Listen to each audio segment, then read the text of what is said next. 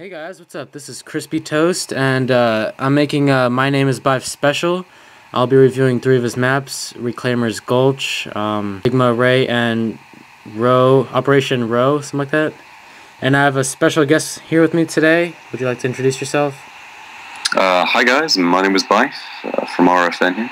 Yeah, I still can't get the intro right. I've been trying to record several videos recently, I still can't get it right. But anyway, yeah, it's me. Alright, so that's him. So this first map is Reclaimer's Gulch. Now the aesthetics are really nice. It looks very much like Forerunner stuff. So he's gonna get some good points for aesthetics. This is a Slayer map, or a big team Slayer map. Am I correct? Yes, BTB. I was gonna try and put some other stuff like a BTB bomb, etc. But in the end, I could only make it for BTB Slayer, and I think we managed to get it in for BTB Flag, but I'm not sure. The problem with that map was it's just too many objects on it. I mean, if you've seen the size of the map, it occupies, all of the valley, all of Blood Gulch, etc. So yeah, that's crazy. So it's a symmetrical map. Mostly symmetrical. I mean, working within the confines of the canyon, you make it as symmetrical as possible, but I've tried to make it as good as possible. I think the only thing that is not entirely symmetrical is the distances of the teleporters, which you go from each base and then you basically come out the other end. It's a nice thing if you're playing CTF, if you've been going on a rampage in the base and you just need a little escape, so that's always nice. Awesome. So did you have anything in mind while you were trying to build this? Like, did you... Well, this was actually custom built. This was a competition map entry. Some time ago, I think this was the most recent competition that Virtual Flood had. It was a remake competition, and it was just remake anything that you've seen on Virtual Flood, no matter what it was. And so history of the channel of RFN, I was looking for people to be like, yeah, this channel's really good, because I had big aims for the channel and whatnot, and I was trying to help small forgers, which I hope I'm still doing to this extent. And if anyone out there still needs help as a small forger, then go to HFN. But yeah, check out my channel to go to HFN to hear more about that. Anyway, Flood was showing off his map, Forerunner Valley, and he then promoted my channel in that episode. And I went to sleep one day, and then I saw that the video has been uploaded, and I instantly, before even watching it, I went and looked at my subscribers, and it was just like, boop, 150 more subs, and I was like, oh, no, you didn't. And so that was pretty crazy. Yeah, that was a great moment for me. But because it was that, I decided, you know what, why not remake Forerunner Valley? So I remade Forerunner Valley. I looked around it. I looked at all the weapon placements. I asked Flood about, what's wrong with this map in your opinion? And then I asked a couple of other people what you can improve on. And so I took that, and then I mapped out the basic area of what it was, and I rebuilt it from hand. None of that is the original map, and I was actually so proud of how well it came. Slight problems with it, though. There's a tiny bit of disco lag at the back, but other than that, it's actually really good, and some of the main issues with it got sort of fixed. I mean, yeah, now the Spartan laser gets used a lot more, and that was the main problem with it as far as I could see. But yeah, it was a labor of love, very much. It was awesome. It looks great. So it's got great aesthetics. What's gameplay like?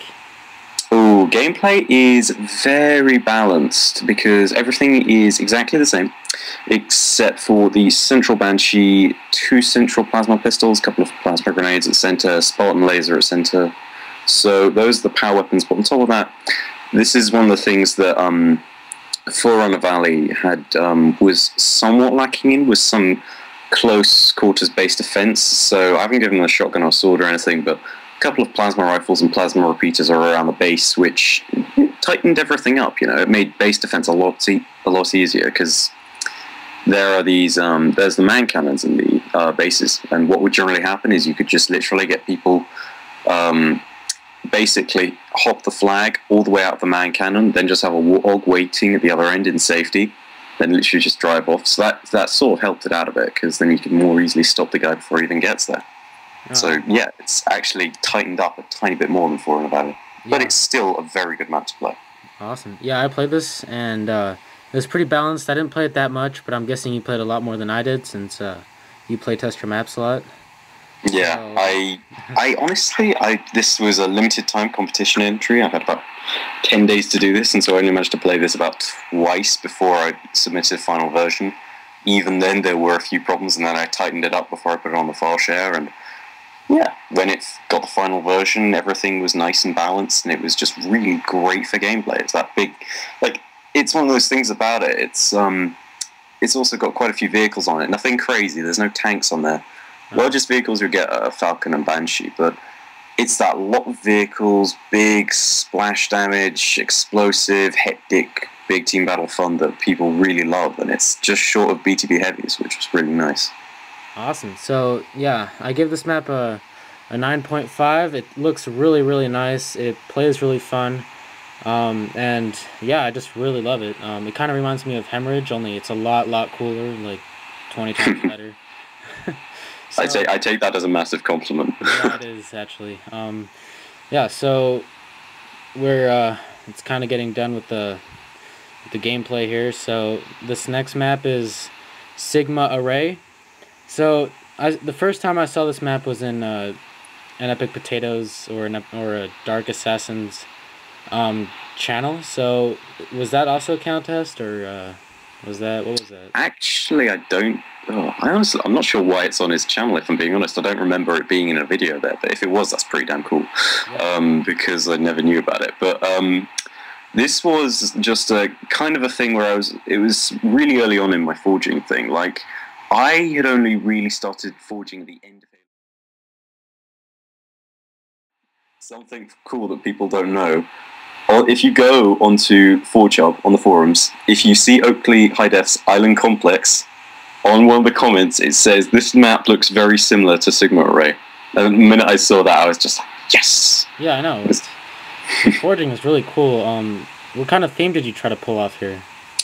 It's very much a UNSC military base, just kind of a small outpost type thing. And what really annoys me about this map is the fact that I couldn't smooth it out at the end, so I have to build this blocking off wall, which is a bit of a disappointment. But then again, I suppose it's better than just building a massive pile of rocks.